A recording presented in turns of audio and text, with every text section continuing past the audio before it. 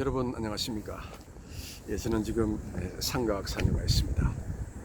오늘은 교회에 대해서 좀 이야기를 하려고 합니다. 교회에 대해서 딱 세 가지만 이야기를 하려고 합니다. 교회는 어떤 사람이 모이는 곳일까요?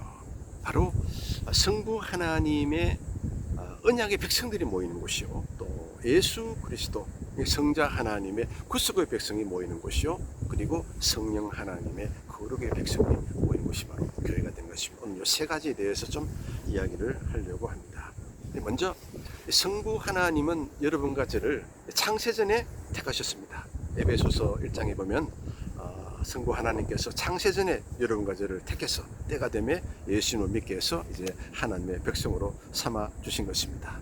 이렇게 성부 하나님께서 마치 이스라엘 백성들을 애굽에서 불러내서 홍해를 지나 광야에 이제 들어가게 하고 그 광야 교회로 삼았듯이 여러분과 저를 때가 되매 예수님을 믿게 해서 이제 하나님의 백성, 언약의 백성, 약속의 백성이 된 것입니다. 바로 교회는 그런 사람들이 모이는 곳이 바로 교회가 되는 것입니다.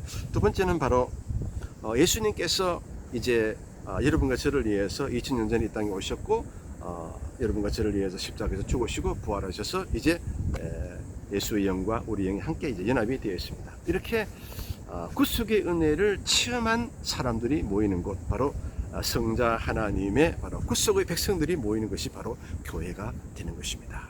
참 교회라고 하는 것은 이렇게 삼위일체적으로 우리가 생각을 해야 되는 것입니다. 마지막으로 교회는 이제 어떤 사람이 모이는 곳인가? 바로 성령 하나님의 바로 거룩의 백성들이 모이는 곳이다.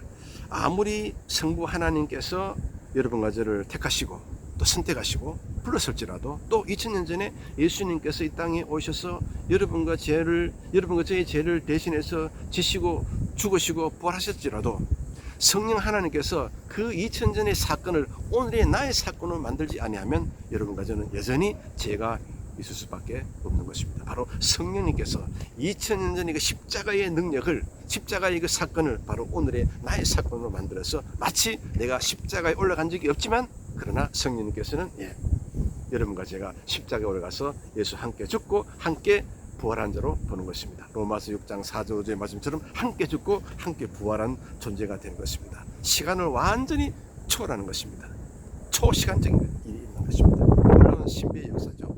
자, 이렇게 교회라고 하는 것은 성부 하나님의 약속의 백성들이 이제 모이는 곳이고, 언약의 백성들, 그 다음 성자 하나님의 바로 구속의 백성, 또 성령 하나님의 거룩의 백성이 모이는 곳이 바로 교회가 된 것입니다. 그래서 오늘날 바로 성령 시대 아니겠습니까? 성령님께서 바로 여러분과 저를 택하시고 또 우리를 하나님의 자녀로 만들어서 이제 하늘의 사람, 성령의 사람으로 만들어서 끝없이 자꾸 예수 그리스도의 형상을 닮아가게 하고 내 안에 계신 예수님을 자꾸 밖으로 드러내서 결국 그리스도의 형상을 드러내게 하는 삶을 살게 하신 분이 바로 보혜사 성령님이 되는 것입니다.